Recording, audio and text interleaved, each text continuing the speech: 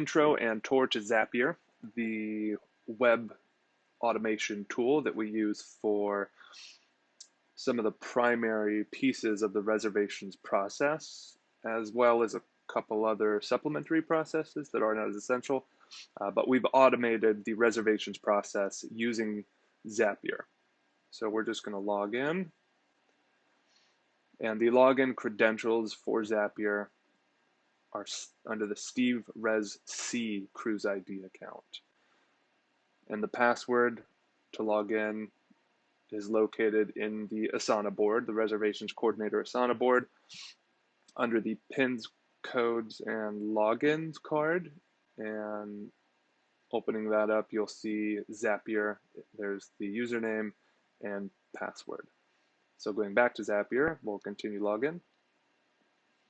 And when we log in, you'll notice up at the top right, there's two different profiles. You want to make sure you're using the UCSC Ches profile with the little CSL insignia. There is a reservations coordinator profile, but that's not essentially the primarily active one. We don't use that one for the reservations Zaps. So we're in CSL, we'll head over to Zaps, and this is where all of our Zaps are hosted and managed. So there's essentially two different little domains here, private folders and shared folders. The shared folders are recommended or suggested Zaps or other Zaps that are used throughout CSL. Down here, you'll see ResCoord billing. This hosts the primary reservation billing process. We've automated that process to automatically submit and transact billing invoices to reservations clients. So we'll look at that later.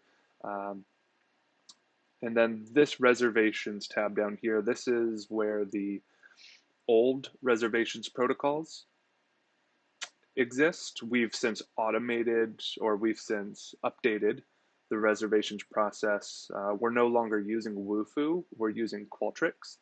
So this is the old process, but we've essentially replicated this with the new Qualtrics form platform. And that new Zap is hosted up here in Home. So going to Home, this is where the primary reservation Zaps reside. So it's a multi-step Zap. It essentially goes 1, 2, 3 in the process. So whenever a new reservations form is submitted, again, that's in Qualtrics. Clients, they submit a reservation request form in Qualtrics. This first step triggers, and then the next step in that process is the reservation information from the form populates into Sheets, Google Sheets, and it creates a dummy event on Google Calendar, which is where your primary reservation schedule is managed in Google Calendars. And then the last step is whether, depending on whether you confirm or deny the reservation request. When you confirm the reservation, it edits the event in Google Calendars to confirm that event, but if you deny the request, it will delete the dummy event from Google Calendar. So I'm not going to go into too great a depth on the functionality of each step or Zapier. That is going to be up to you to introduce yourself to Zapier and its functionality and then go through each of these steps to study it and see how it works. But as long as all these are turned on, you have nothing to worry about except for when there's a bug, then you'll need to locate the bug and go into either one of these steps and essentially target and reconcile the issue. So going into the first step, just a quick overview here.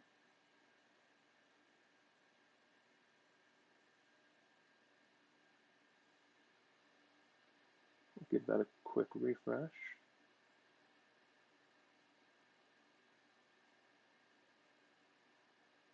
Okay, gotcha. So this is the initial trigger.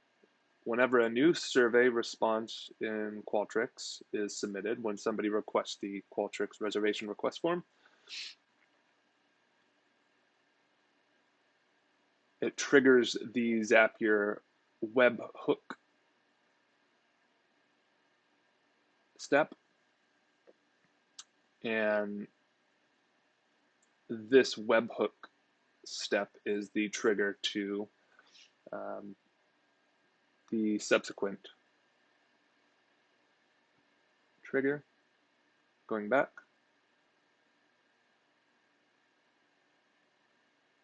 it then triggers the all new reservations webhook to Sheets. Now what that means is once the form is submitted and webhook is triggered,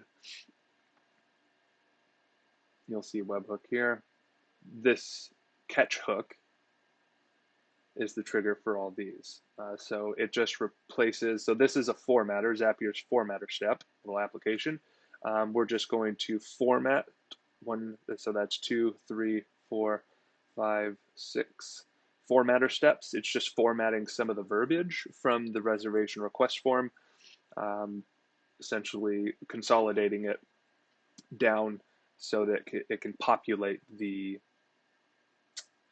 Google Master Sheet, where all reservation requests are uploaded to this primary database, this spreadsheet here, and that is explained in an alternative video, which will be in the Asana board. So 2, 3, 4, 5, and 6 just format some of the verbiage. You can take a look at each one of those steps. And then the reservation info is populated into Google Sheet. And then there's a conditional step here.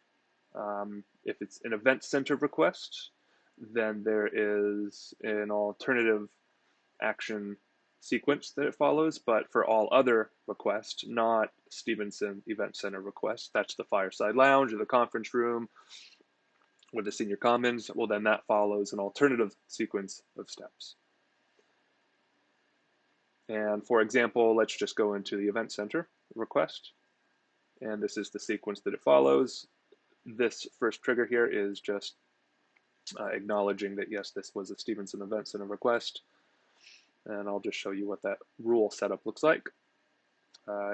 If the room being requested contains Stevenson Event Center, that's just some of the logic that these conditional steps utilize in Zapier. If it's Event Center, well, then we're going to create a detailed event in Google Calendar, again, where you manage the reservation schedule. So that's going to create a Google Calendar event in the Stevenson Event Center Google Calendar, which again, that's in another video. I'll show you what that process looks like. Alternatively, you can just go up to this tab here and then we'll look at all not Event Center requests. It creates an event in the corresponding Google Calendar for whichever facility was requested. So exiting out of that, that is the all new reservations webhook to Google Sheets that populates the Google Sheet with the reservation information. So we'll go back and take a look at the last Zap. Whether when you confirm or deny the reservation request.